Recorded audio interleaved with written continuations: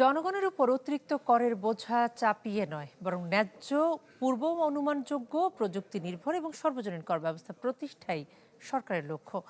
MCC আয়োজিত সেমিনারে কথা বলেন প্রধানমন্ত্রীর অর্থ এবং পরিকল্পনা উপদেষ্টা Rashed Al Mahmud Titumir.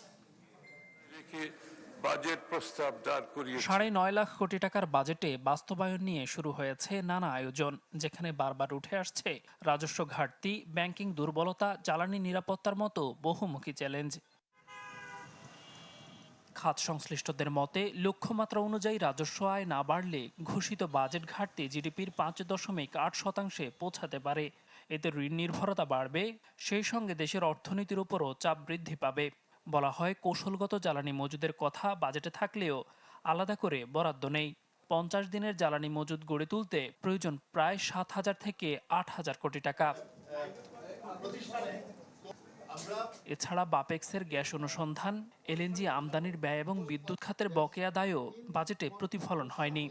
Foreign investors, there is a dividend rate 20% in that schedule, but for locals holding company, there is no dividend rate. এই বছরে the expected revenue collection will be around 4 lakh থেকে 4,20,000 কোটি টাকা বা 30,000 কোটি টাকা, আর 6,04,000 করতে গেলে আসলে অলমোস্ট 40% ইনক্রিজ করতে হবে।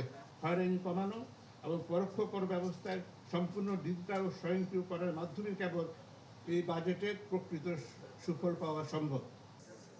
আলোচনায় উঠে আসে ব্যাংক খাতের উচ্চ ঝুঁকিপূর্ণ ঋণের বিষয়টিও। ব্যাংক খাতের জন্য 40,000 কোটি টাকা রাখা হলেও দীর্ঘমেয়াদী সংকট সমাধানে কোনো সুস্পষ্ট পরিকল্পনা নেই। সেন্ট্রাল ব্যাংক থেকে ধার করা শুরু করি, মনিটাইজ করা শুরু করি, এক ধরনের কুচক্রে পড়ে যাব, যেখানে আমাদের মুদ্রাস্ফীতি, আমাদের বিনিময় হার, আমাদের ইন্টারেস্ট রেট সবগুলি একটা ঘুরপাক করা শুরু করবে। এ সময় প্রধানমন্ত্রীর অর্থ পরিকল্পনা বিষয়ক উপদেষ্টা রাশেদ আল মাহমুদ তিতুমির বলেন, জনগণের উপর অতিরিক্ত করের বোঝা চাপিয়ে নয়, বরং ন্যায্য, প্রযুক্তি নির্ভর ও সর্বজনীন কর ব্যবস্থা প্রতিষ্ঠাই সরকারের লক্ষ্য। আমাদের লক্ষ্য হচ্ছে যে দিন দিন ডিসেলারেট করবে পরিচালন ব্যয়, উইচ ইজ অপারেশন, মানে যেটা রেভিনিউ বাজেট, আর অ্যানুয়াল এক্সপেন্ডিচার, ক্যাপিটাল এক্সপেন্ডিচার বাড়াইতে হবে। আলোচকদের মতে রাজস্ব আহরণ, ব্যাংক খাত সংস্কার এবং জ্বালানি নিরাপত্তা নিশ্চিত না হলে বাজেট বাস্তবায়ন প্রায় অসম্ভব। দেলোয়ার দোলন, চ্যানেল 24, ঢাকা।